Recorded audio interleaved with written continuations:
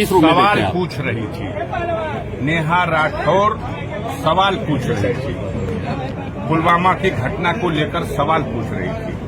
Channel 4 वाले जो हकीकत है वो जनता के सामने परोस रहे थे, तो उनका चैनल बंद करा दिया गया और नेहा राठौर को डराने के लिए एफआईआर कर दी गई।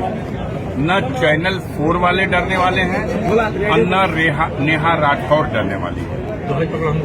कुछ सवाल थे, अब तो ऐसे ऐसे सवाल हैं और पूरे देश के लोग देख रहे हैं कि अगर सरकार जवाब देने में विफल है तो वो अपनी खीज निकालने के लिए अपने शक्ति का दुरुपयोग करते हैं। तो क्या ये सही मानते हैं इस चीज को, किस चीज को?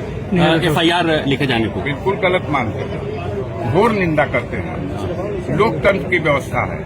बाबा साहब भीमराव अम्बेडकर ने संविधान में ये अधिकार दिया है। हम सवाल सरकार से नहीं पूछेंगे तो किससे पूछेंगे? इतनी बड़ी घटना हुई है, विदेशी प्रशिक्षित आतंकवादी घुसते हैं भारत की सीमा में 150 किलोमीटर अंदर आकर के और हमला करके बेगुनाह नागरिकों को, पर्यटकों को मार के चले जाते हैं। मासूम बच्चों को, महिलाओं को वो मार के चले जाते हैं और हम अपनी विफलता को छिपाने के लिए, जी मारने को सरकार लेकर अपनी विफलता को एक छिपाने के जाति विशेष का नाम पूछ के वो दोषी है जो इस कैंपस के अंदर जो व्यवस्था संभाल रहा है। अगर कोई घटना दुर्घटना यहाँ होती है तो वो दोषी है। पूछा जाएगा कि चौकीदार कहाँ था, वो चौकीदार कहाँ था जब ये सीमा क्रॉस करके आतंकवादी आए?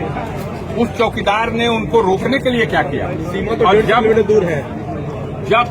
जब उन चौकीदार की तरफ से इसका जवाब नहीं आएगा तो जनता तो सवाल करेगी। संजय जी, पोस्टर पूछ कर मारा गया, इसको किस रूप में देख रहे हैं? आपको ये बात कहा गया है कि इसका प्रचार करिए। आप बताइए, एक सवाल का जवाब दे दीजिए। अगर धर्म पूछ करके ही मारा गया तो इसका मतलब क्या निकाला जाए? महाराष्ट्र में हमारे देश के सुरक्षा का एक जिम्मेदार अधिकारी ट्रेन के अंदर लोगों का धर्म पूछ पूछ करके गोली मारा, तो क्या पूरी कौम को कटघरे में खड़ा कर दिया?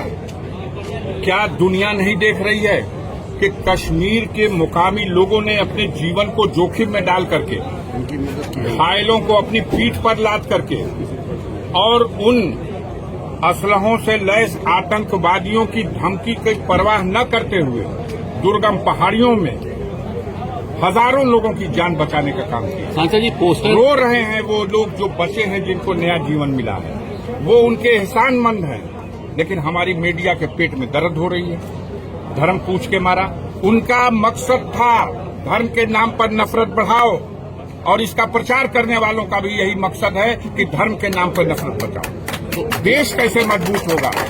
देश की एकता के सवाल पर सोचो। इसका उत्तरदायी कौन है? इसका उत्तरदायी व्यवस्था चलाने वाले लोग हैं, सरकार है।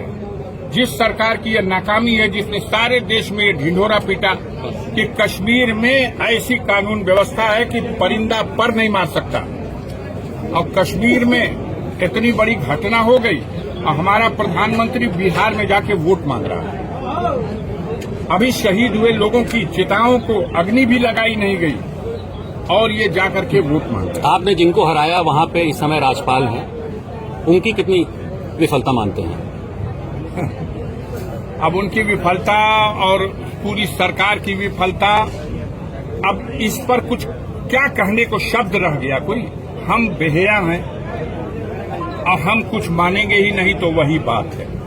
इन लोगों को तो चुल्लू भर पानी में डूब मरना चाहिए।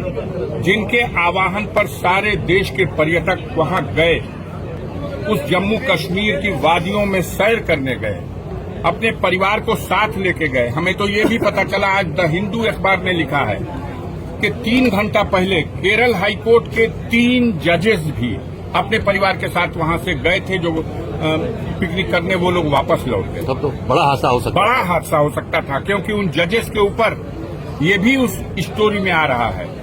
मैंने उसको देखा कि उन्होंने केरल में किसी जघन्य घटना के लिए जिम्मेदार आरएसएस के कैडरों को सजा दी थी और वो कश्मीर घूमने के लिए गए थे। जहां अटैक हुआ है वहां से वो घूम के 3 घंटा पहले वापस गए हैं।